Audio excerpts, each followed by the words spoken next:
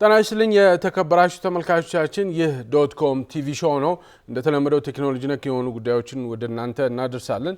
በዛሬው ጉዳያችን በዛሬው ፕሮግራማችን ስለ ብላክ ሆል እናወራቸዋለን። ብላክ ሆል ማለት ምን ማለት ነው? ስለ ብላክ ሆል ከልጅነታችን ጀምሮ ስንሰማው የነበረ ነገር ግን ግልጽ ሆኖ ያልተረዳነው ነገር ነው ብላክ ሆል ማለት። ብላክ ሆል በጣም ፋሲኔቲንግ የሆነ የስፔስ ኦብጀክት ነው። የዛን ያህል ደግሞ በጣም ሚስጥራዊ የሆነ ነገር ነው። እንደ ብላክ ሆል በጣም ብዙ ነገሮች ከልጅነታችን ጀምሮ ስንሰማቸው የኖሩ ነገር ግን በአግባቡ ያልተረዳናቸው በጣም ሌሎች ብዙ ፋክቶች አሉ። ስለዛ ፋክቶች በነገራችን ላይ በተቻለ መጠን እየሰራን ወደ እናንተ ለማቅረብ እንሞክራለን። ብላክ ሆል ማለት ስፔስ ላይ የሚገኝ ስፍራ ነው።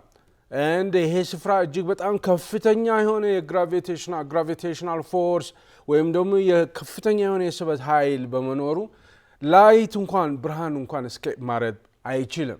ላይት እንደምታውቁት the fastest entity በዩኒቨርሳችን ውስጥ በጣም ፈጣኑ ኤንቲቲ ነው እና ላይት እንኳን እስኬፕ ማድረግ አይችልም። ይሄ ብላክ ሆል እንዴት ነው የሚፈጠረው የሚለውም በዚህ ፕሮግራም በዝርዝር እናወራለን። በነገራችን ላይ ብላክ ሆል ሲባል አሁን አንዱ ነገር ምንድነው? አንድ ብላክ ሆል ያለ ነው የሚመስለን። ነገር ግን በእኛ ሚልክ ዌይ ጋላክሲ ብቻ ከ100 ሚሊየን በላይ ስቴላር ማስ ብላክ ሆልስ አሉ። ከ100 ሚሊየን በላይ በእኛ ሚልክ ዌይ ጋላክሲ ብቻ። በሌሎች ጋላክሲዎች ማአት አለ ማለት ነው። በነገራችን ላይ ስታር ወይም ከዋክብትም እንደዚሁ በእኛ ጋላክሲ ውስጥ ብቻ 400 ቢሊየን የሚያክል ቁጥር ያላቸው 400 ቢሊየን የሚያክሉ ከዋክብቶች አሉ በሚልክ ዌይ ጋላክሲ ብቻ። ወደ 2 ትሪሊየን ጋላክሲስ አሉ ማለት ሚልክ ዌይን ጨምሮ እኛ ያለንበት ጋላክሲን ጨምሮ ወደ 2 ትሪሊየን አካባቢ የሚሆኑ ጋላክሲስ አሉ። ስለ ብላክ ሆል በዚህ ፕሮግራም በዝርዝር እናወራለን። አብራችሁ እንድትቆዩ በአክብሮት ጋብዛለሁ። ባህሩ አባስ ነኝ። ተመልሰን እንገናኛለን።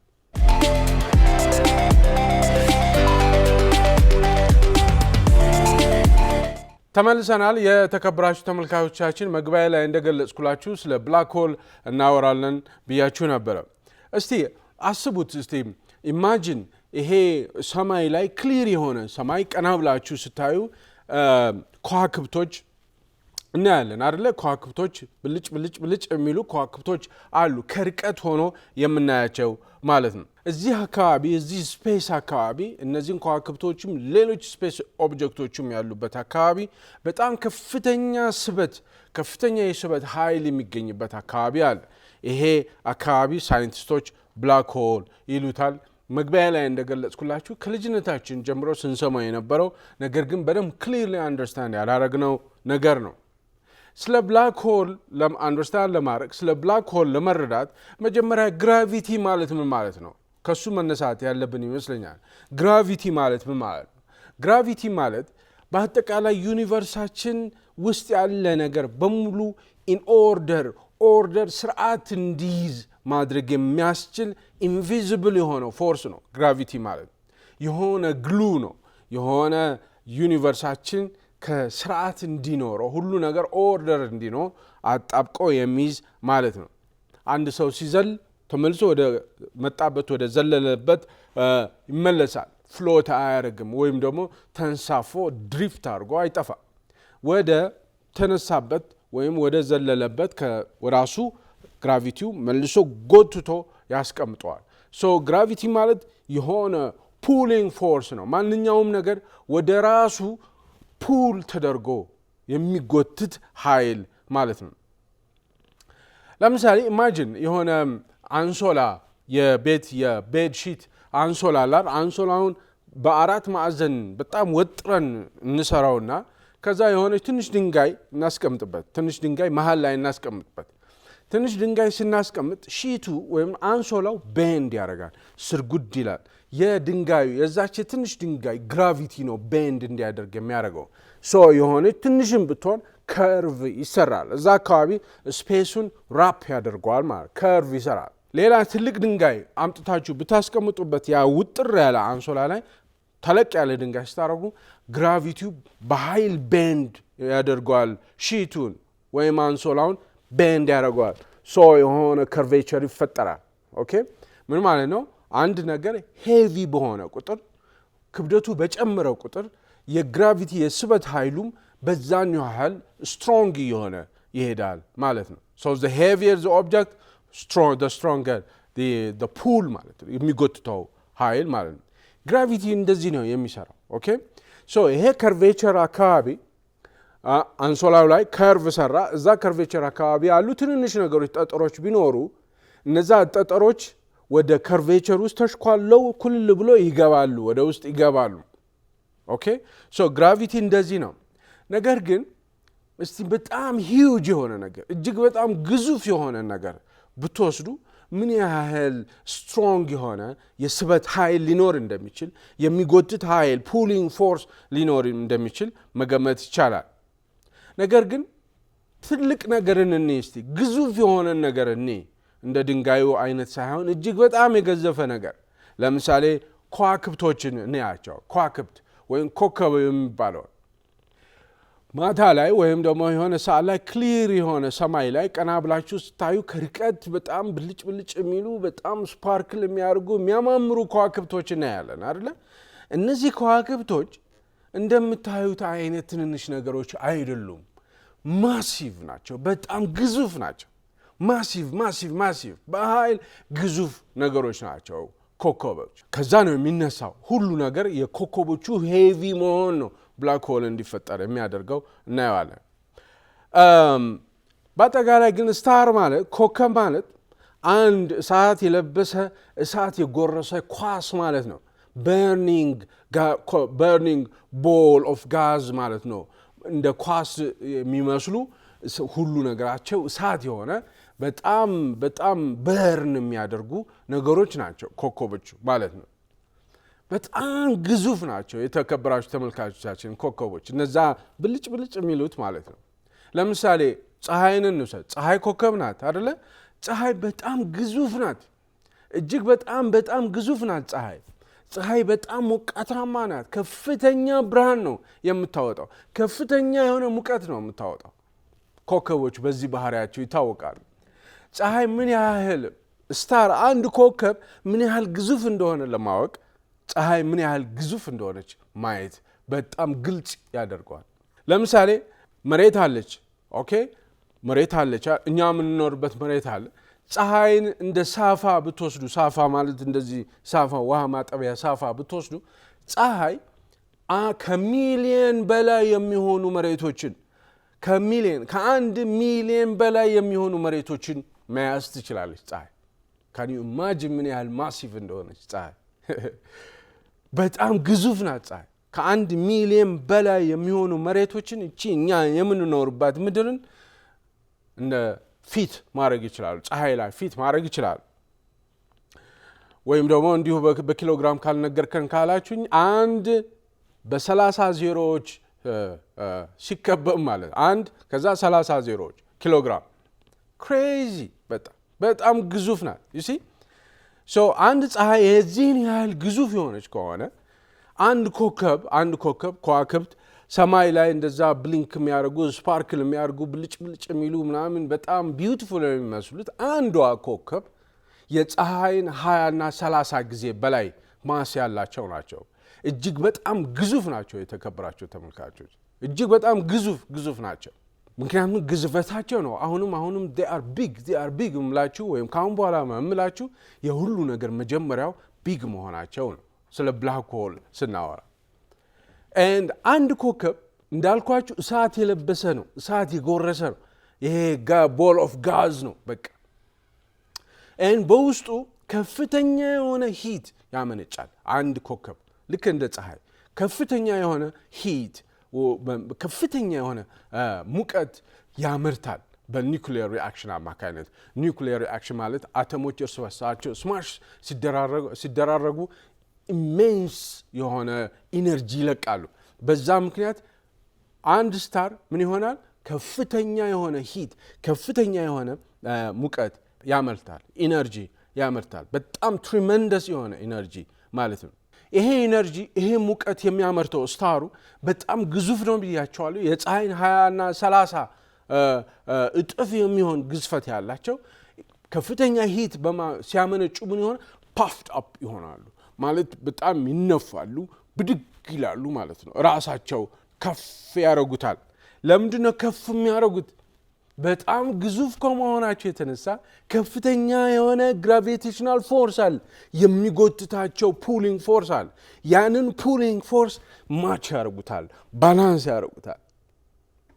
ኦኬ ማነው ኮከቦች ከፍተኛ የሆነ ሂት ከፍተኛ የሆነ ኢነርጂ ማምረት ባመረቱ ቁጥር በውስጣቸው ያለ በጣም የሚጎትታቸውን ከፍተኛ የሆነ የስበት ኃይልን ማች ያደርጋል።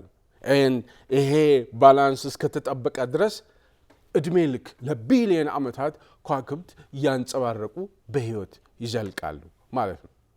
ለምሳሌ ባሉን ፊኛ እንነፋለን። ፊኛ ስነፍ ብድግ ይላል አይደለም? ምን ማለት ነው? ውስጡ የሚነፋው ነገር አለ ማለት ፕሬሸር አርገን በንፋስ እንሞላዋለን ማለት ስንሞላው ብድግ ያደርገዋል ማለት ይነፋል ማለት ፓፍድ አፕ ይሆናል ማለት ነው።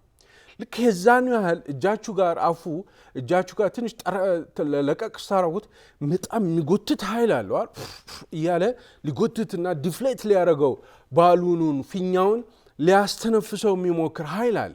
ልክ እንደዛ አይነት ማለት ነው። እነዚህ ከዋክብትም ከፍተኛ የሆነ ሙቀት በሪሊዝ በማድረግ ራሳቸውን ፓፍድ አፕ በማድረግ ከፍተኛ የሆነውን መጎተት የፑሊንግ ፎርሱን ይቋቋሙታል። በዛም መሰረት ላይፍ ይኖራቸዋል ኤንድ ስፔስ ላይ ሲያንጸባርቁ እናያለን ማለት ነው። መቼም ትልቁ ጥያቄ የሚሆነው ሂት ማምረት ቢያቆሙስ? ለምሳሌ ሂት ማምረት ቢያቆሙ ይሄ ፓፍድ አፕ የሚያደርጋቸውን እንደዚህ ንፍት አድርጎ ነፍቶ የሚይዛቸውን ይሄ ከፍተኛ የሆነ ኢነርጂ ማምረቱ ያቆሙስ እንደሆነ ያን ጊዜ ነው ችግር የሚፈጠረው ማለት ነው። አንድ ቢግ ስታር ቬሪ ቢግ ስታር በጣም ከፀሐይ 20 እና 30 ጊዜ የሚበልጥ በጣም ማሲቭ የሆነ ስታር ኢነርጂ ማምረት ሲያቆም ምን ይሆናል? ያ የውስጡ ያለውን ከፍተኛ የሆነውን የስበት ኃይል ይጎትተዋል ማለት ነው እና ኮላፕስ እንዲያደርግ ያደርገዋል። ኮከቡ በራሱ ከፍተኛ የሆነ ስትሮንግ የሆነ የስበት ኃይል እየተጎተተ ኮላፕስ ያደርጋል ማለት ነው። ኦኬ ኮላፕስ ያደርጋል ማለት ነው። ኮላፕስ ያደርግ በጣም እንግዲህ ካልሲ እንደዚህ ገብታችሁ ወደ ውስጥ እንደዚህ እንደምትጎትቱት አይነት ወደ ውስጥ ይጎትቷል ማለት በቃ ያ ግዙፍ ከፀሐይ 20-30 በላይ የሚሆነው ማሲቭ የሆነው ማስ ይጎትታል ማለት ነው። በግራቪቲ ኢነርጂ ፕሮዲዩስ ማድረግ ስለሚያቆም በቃ ኮላፕስ ያደርጋል ኤንድ ወደ ውስጥ ቤንድ እያደረገ እያነሰ በጣም ትንሽ እየሆነ ይሄዳል እና በጣም ትንሽ እየሆነ በሄደ ቁጥር ያ ግዙፍ የሚሆነው ስታር ወደ ውስጥ የሚጎትተው ነገር ከፍተኛ ይሆናል ማለት ነው። ስለዚህ በግራቪቴሽናል ፎርሱ ወይም የስበት ኃይሉ ወደ ውስጥ ኢንዋርድ በኃይል ስኩዊዝ ያደርገዋል። በጣም ጭምቅ ያደርገ ስኩዊዝ ያደርገዋል ማለት በጣም አስደናቂ ነገር ነው። መጨረሻ ላይ ምንድነው የሚሆነው? የጎተተው መጨረሻ ላይ ከፍተኛ የሆነ ኤክስፕሎዥን ይፈጠራል። ከፍተኛ ኤክስፕሎድ ያደርጋል ማለት ነው። ከፍተኛ የሆነ ፍንዳታ ይፈጠራል። ይሄ ፍንዳታ ሱፐርኖቫ ይባላል።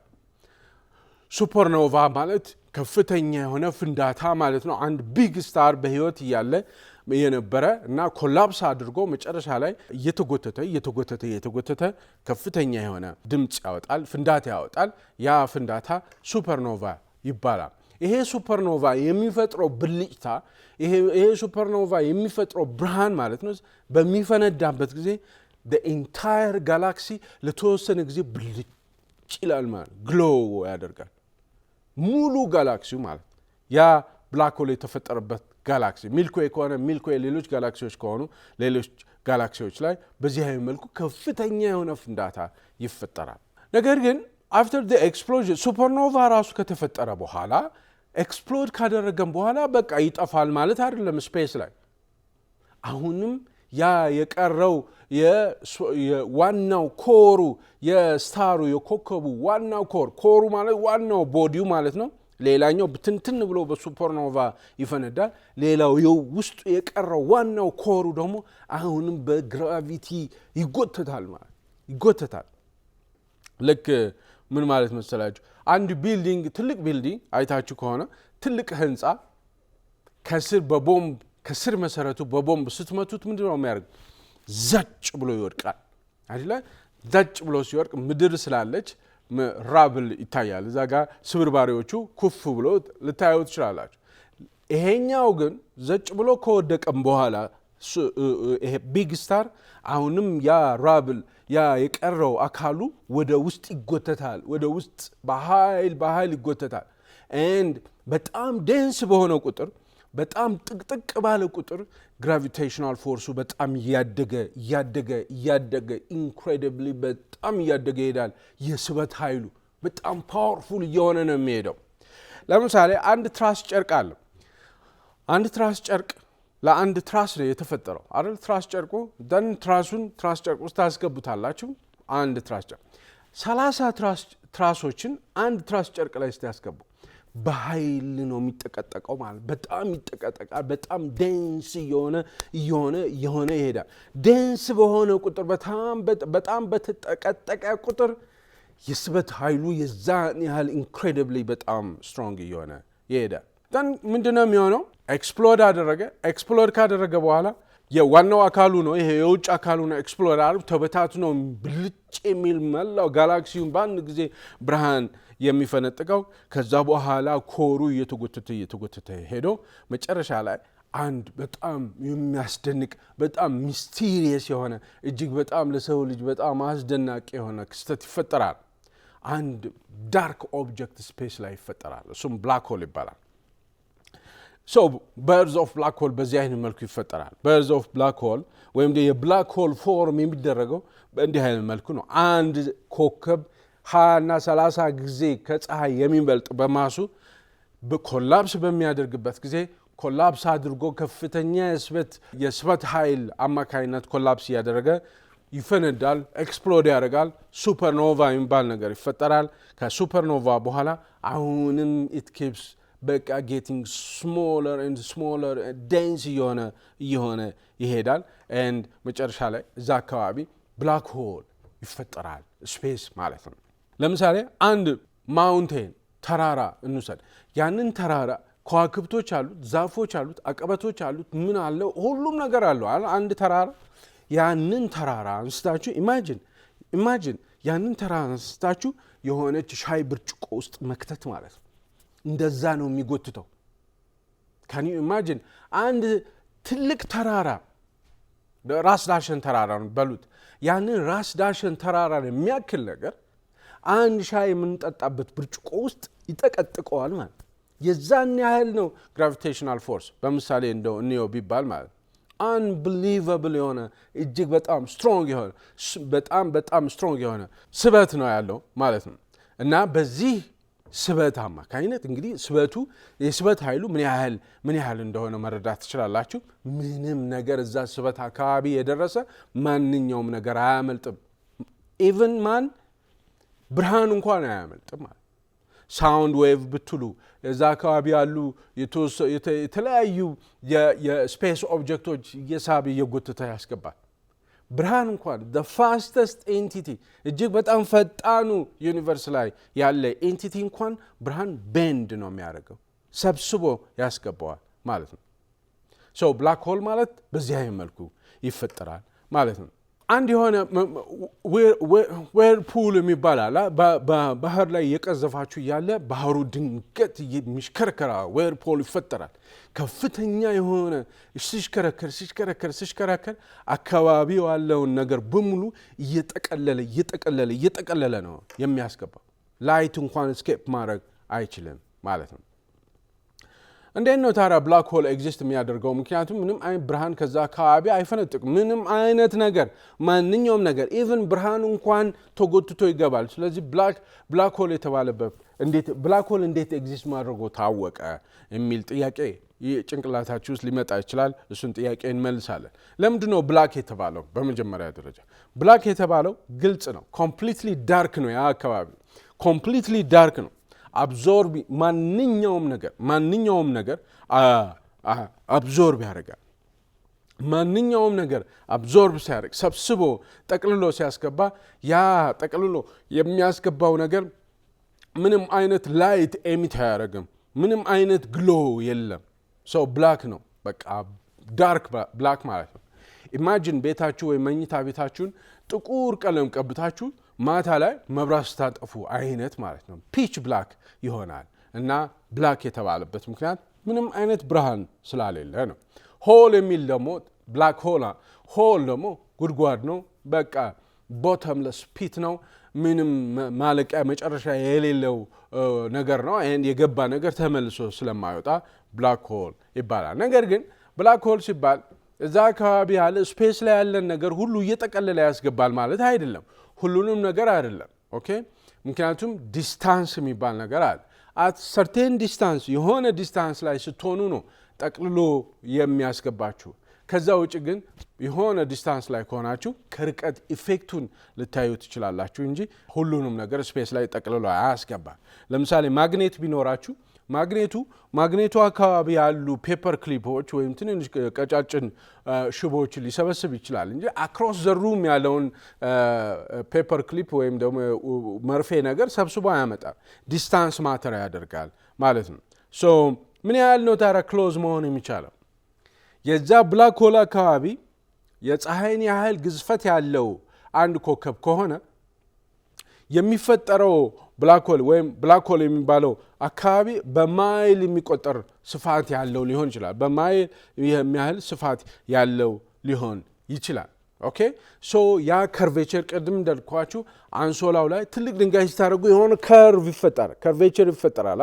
ይሄም እንደ ኮከቡ ግዝፈት የሚፈጠር ከርቬቸር አለ።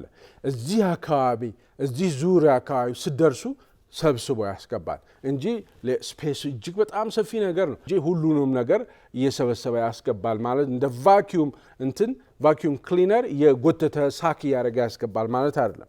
ዲስታንስ መኖር አለበት። እዚች አካባቢ መሆን መቻል አለባቸው። ሶ ይሄ ባውንደሪ ምንድነው የሚባለው? ይሄ ዴንጀረስ ባውንደሪ አንዴ እዚች አካባቢ ከደረሳችሁ መመለሻ ፖይንት ኦፍ ኖ ሪተርን መመለሻ የለም ማለት ነው። ይሄ ቦታ ኤቨንት ሆራይዘን ይባላል። ኖ ተርኒንግ ፖይንት ማለት በቃ መመለሻ የሌለበት አካባቢ ማለት ነው። በነገራችን ላይ ቅድም እንዲሁ ሳነሳላችሁ የነበረው ብላክ ሆል አንድ ብቻ ይመስለን ነበረ ከልጅነታችን ጀምሮ ስንሰማ የነበረው። ግን በጣም ብዙ ብላክ ሆሎች አሉ። 100 ሚሊየን ስቴላር ማስ ብላክ ሆልስ አሉ። በእኛ በሚልክ ዌይ ጋላክሲ ብቻ ነው። በሌሎች ጋላክሲዎች ያሉት እጅግ በጣም ብዙ ናቸው። እንደዚሁም ደግሞ ስታር ያልኳችሁ እነዚህ ግዙፍ የሆኑ ከዋክብት የምንላቸው በእኛ ሚልክ ዌይ ጋላክሲ ብቻ ከ400 ቢሊየን በላይ ስታሮች አሉ። ወደ 2 ትሪሊየን ጋላክሲዎች አሉ የሚልክ ዌይ ጋላክሲን ጨምሮ ማለት ነው። ኤኒዌይ ወደ ፊዚካል የሆነ ነገር አይደለም ይሄ ኤቨንት ሆራይዘን የምላችሁ ከርቬቸሯ ማለት ነው። የብላክ ሆሉ ኖ ተርኒንግ ፖይንት ማለት ነው። እዚህ ጋር የደረሰ ሰው እዚህ አካባቢ የደረሰ ነገር ስፔስ ኦብጀክትም ይሁን ምንም ጠቅልሎ ያስገባል።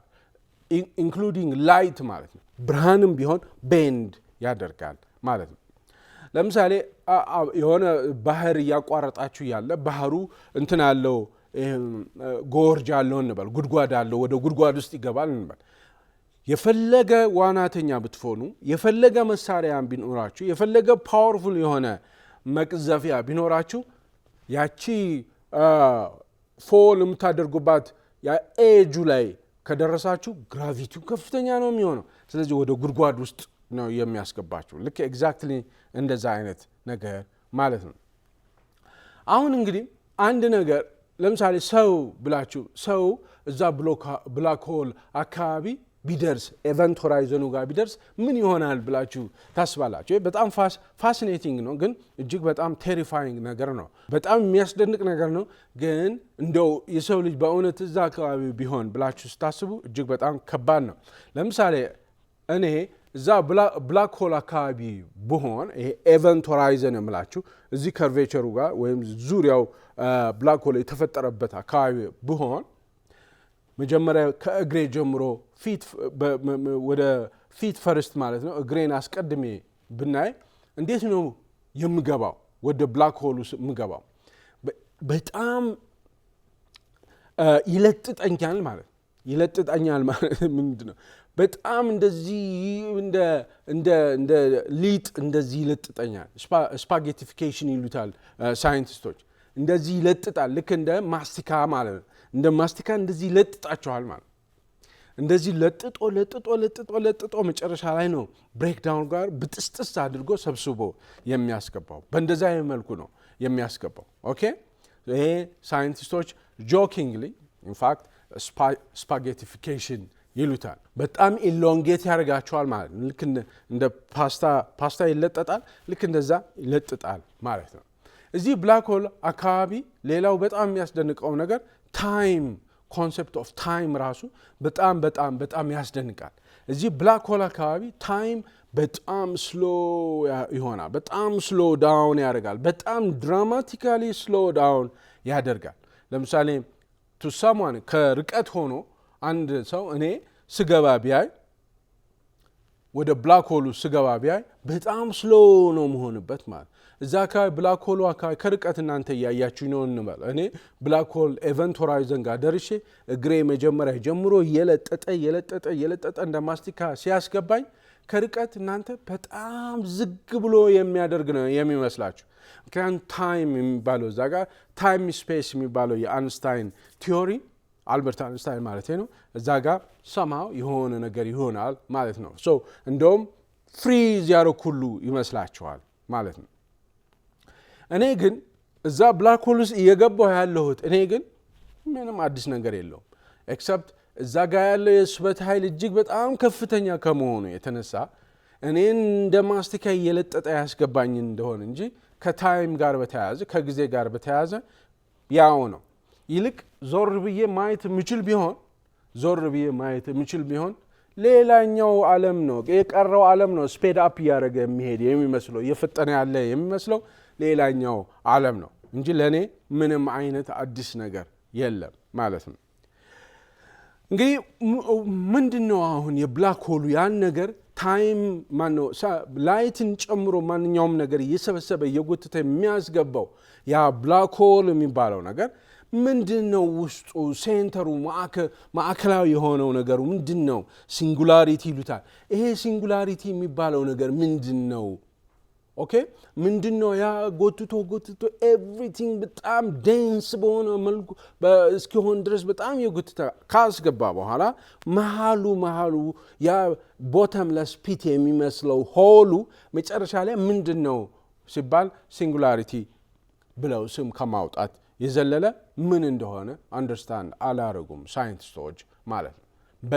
በጣም ስኩዊዝድ ሆኖ መጨረሻ ላይ ማንኛውም ነገር ኤቭሪቲንግ ማለት ስኩዊዝድ እየሆነ ተጎትቶ ይገባል እንጂ ሌላ ምንም አንደርስታንድ ማድረግ አልቻሉም ሳይንቲስቶቹ ማለት አንድ ትልቅ ግዙፍ የሆነ ኤሌፋንት ወይም ዝሆንን ቅድም እንዳልኳችሁ አንድ ሻይ ብርጭቆ ውስጥ ጎትቶ ያስገባል አስገብቶ ያንም ያክል ዝሆን እዚች ሻይ ብርጭቆ ውስጥ ያስገባዋል ያ ዝሆን እንዳለ ዴንስ ሆኖ ማለት ያ ማለት ከፍተኛ የሆነ የስበት ኃይል አለች እዚች ብርጭቆ ውስጥ ማለት ነው የዚህ ብርጭቆ ውስጥ ያለው ሴንተሩ ሲንጉላሪቲ ይሉታል ከዚህ የበለጠ ብዙ መናገር አልቻሉም ብላክ ሆል መኖራቸውን እንዴት ነው የምናውቀው ኦኬ ብላክ ሆል በጣም ፒች ብላክ ነው አካባቢ በጣም ጨለማ ነው ብላክ ሆል መኖሩን እንዴት የምናውቀው ምንም አይነት ነገር ወደ ብላክ ሆል ሲገባ ምንም አይነት ብርሃን አይፈነጥቅም ምንም አይነት ሪፍሌክሽን የለም ምንም አይነት ግሎ የለም ሰብስቦ ነው የሚያስገባው እዛ አካባቢ ያ ቢግ ስታር በጣም ማሲቭ የሆነ ስታር ኮላፕስ ሲያደርግ ያ አካባቢ ፒች ብላክ ይሆናል እና እንዴት ነው እንደዛ ፒች ብላክ የሆነ አካባቢ ስፔስ ላይ እንዴት ነው ብላክ ሆል መኖሩን የምታውቁት yes አንደኛ ዊርድ በሆነው በጣም ኦክወርድ በሆነው በጣም ባልተለመደ መልኩ እዛ አካባቢ ስታሮች ወይም ከዋክብት ይሽከረከራሉ በጣም ኦክወርድ በሆነ መልኩ ባልተለመደ መልኩ ከዋክብት ይሽከረከራሉ ያንን ፒች ብላክ የሆነ በጣም ጨለማ የሆነን ስፍራ ይሽከረከሩታል። ለምንድን ነው የሚሽከረከሩት? ለምሳሌ ሻወር ወስዳችሁ ቀዳዳ አለው አይደል? ያ ቀዳዳ ላይ አካባቢው ያሉት ባብሎች ወይም ደግሞ የሳሙና ምንድነው የሚባሉት ባብል የሚያደርጉት እነሱ እየተሽከረከሩ ወደ ቀዳዳ ውስጥ ይገባሉ። ነገር ግን ሩቅ ያለው ውሃ ግን ዝም ብሎ ይሽከረከራል። እዛች ግራቪቲው አካባቢ ያለው ኃይል አፌክት አድርጓቸው ይሽከረከራሉ አይደል? ይሽከረከራሉ። ልክ እንደዛው የሆነ ፒች ብላክ የሆነ ኤሪያ ላይ ስታሮች ዝም ብሎ ይሽከረከሩታል። ከርቀት ስታዩ ዝም ብሎ ስታሮች ኦክዋርድ የሆነ የሰከሩ በሚመስል መልኩ ያንን ምንም ነገርን ሲሽከረከሩ ያሉ አንዱ ሳይንቲስቶች በዚህ አይነት መልኩ ብላክ ሆል መሆኑን ያውቃሉ። ሁለተኛ ብርሃን ቤንድ አድርጎ ሲገባ ያሉ ላይት እንኳን ስኬፕ አያደርግም ብያቸዋለሁ። ብርሃን በዛ በብላክ ሆል ኤቨንት ሆራይዘን ጋር ሲደርስ ቤንድ አድርጎ ሲገባ ይታያል። ብላክ ሆል እንዳለ ይታወቃል። እንደዚሁም ደግሞ ፓወርፉል የሆነ ኤነርጂ ፍሮም ናቲንግ ማለት ነው። በጣም ከፍተኛ የሆነ ኤነርጂ ይታያል ማለት ነው። በእነዚህ ሶስቱ ምክንያቶች ዋና ሶስት ምክንያቶች አማካይነት ብላክ ሆል እዛ አካባቢ መኖሩን ያውቃሉ ማለት ነው። በዚህ አይነት መልኩ ነው ብላክ ሆልን አይደንቲፋይ የሚያደርጉት። እንደ አውሮፓ አቆጣጠር በ2019 የመጀመሪያውን የብላክ ሆል ኢሜጅ ወይም ደግሞ ፎቶ አሳይተዋል። እንግዲህ ዓለም ሁሉ አይቶታል። ታስታውሱ እንደሆነ ይሄ ኤቨንት ሆራይዘን ቴሌስኮፕ የሚባል ግሎባል ኔትወርክ ኦፍ የተለያዩ ዲሾች ናቸው። ኤቨንት ሆራይዘን የሚባለው ቴሌስኮፕ በዚህ ቴሌስኮፕ አማካኝነት የመጀመሪያውን የብላክ ሆል ኢሜጅ አይተውታል። አይ ቲንክ በዚህም ቪዲዮ እያያችሁት ይመስለኛል። ይሄን ይመስላል። የተለያዩ አይነት ብላክ ሆል አይነቶች አሉ። 4 አይነት ብላክ ሆል አይነቶች አሉ። አንደኛው ስቴላር ብላክ ሆልስ የሚባሉት ናቸው። ከ5 እስከ 100 ታይምስ የፀሐይን ግዝፈት የፀሐይን ማስ ከ5 እስከ 100 ጊዜ እጥፍ የሆኑ ግዝፈት ያላቸው ሳይዝ ያላቸው ብላክ ሆሎች ናቸው። እነዚህም ስቴላር ብላክ ሆልስ ይባላሉ። ሱፐር ማሲቭ ብላክ ሆልስ የሚባሉ አሉ። እነዚህ በእያንዳንዱ ጋላክሲ ማዕከል ላይ ሴንተር ላይ የሚፈጠሩ ናቸው። በሚልክዌይ ጋላክሲ የሚፈጠረው እኛ ያለንበት ሚልክዌይ ጋላክሲ ሴንተር ላይ የተፈጠረው ሳጂታሪየስ ይባላል። ኢንተርሚዲየት ብላክ ሆልስ የሚባሉ አሉ። እንደዚሁም ደግሞ ፕሪሞርዲያል ብላክ ሆልስ የሚባሉ አሉ። ኢንተርሚዲየት ብላክ ሆልስ ማለት እስከ 100,000 ጊዜ የፀሐይን ማስ የሚበልጡ ናቸው። ፕሪሞርዲያል ብላክ ሆልስ ማለት ልክ ቢግ ባንግ እንደተፈጠረ የተፈጠሩ ናቸው። አራት አይነቶች ናቸው ብላክ ሆሎች ማለት ነው። በእኛ ጋላክሲ ብቻ በሚልክዌይ ጋላክሲ ብቻ ብዙ እጅግ በጣም ብዙ ስፍር ቁጥር የሌላቸው አይነት ብላክ ሆሎች አሉ። ብላክ ሆል ማለት ባጭሩ ይሄን ይመስላል። በአንድ ግዙፍ የሆነ ነገር በራሱ የስበት ኃይል አማካይነት ኮላፕስ ሲያደርግ የሚፈጠር ስፔስ ኦብጀክት ነው። ብላክ ኦብጀክት ነው። እጅግ በጣም ሚስቴሪየስ፣ እጅግ በጣም የሚያስደንቅ ነገር ነው። ምንድነው የተረዳችሁት? እስካሁን ድረስ ባወራነው ስለ ብላክ ሆል ባወራነው ነገር ምንድነው የተረዳችሁት? አንደኛ ዩኒቨርስ የሚባለው ነገር እጅግ በጣም አስደናቂ፣ እጅግ በጣም ግዙፍ፣ እጅግ በጣም ከሰውነት የበለጠ የሰው ልጅ ምን ያህል ኢምንት እንደሆነ መሬት ምን ያህል ኢምንት እንደሆነች የሚያሳይ ነው አይደለ? ምን ያህል ሃው ስሞል እኛ ምን ያህል ትንሽ እንደሆነን የሚያሳይ ነው። እንደዚሁም ደግሞ ስለ ዩኒቨርስ ምንም ነገር እንደማናውቅ በጣም ጥቂት ነገር እንደሆነ የምናውቀው የሚያሳይ ነው ብላክ ሆል።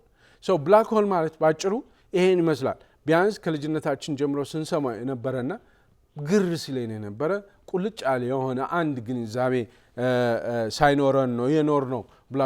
ከብላክ ሆል ጋር በተያያዘ ሁላችንም ማለት አይደለም፣ የተወሰናችሁት በዚህም ጉዳይ ላይ ባለሙያም ልትሆኑ ይችላላችሁ። ባትሆኑም እንኳን በጣም በቂ እውቀት ሊኖራችሁ ይችላል። እሰየው። አብዛኞቻችን ግን እንደዛ አይደለም። ብላክ ሆል ማለት ባጭሩ ይሄን ይመስላል።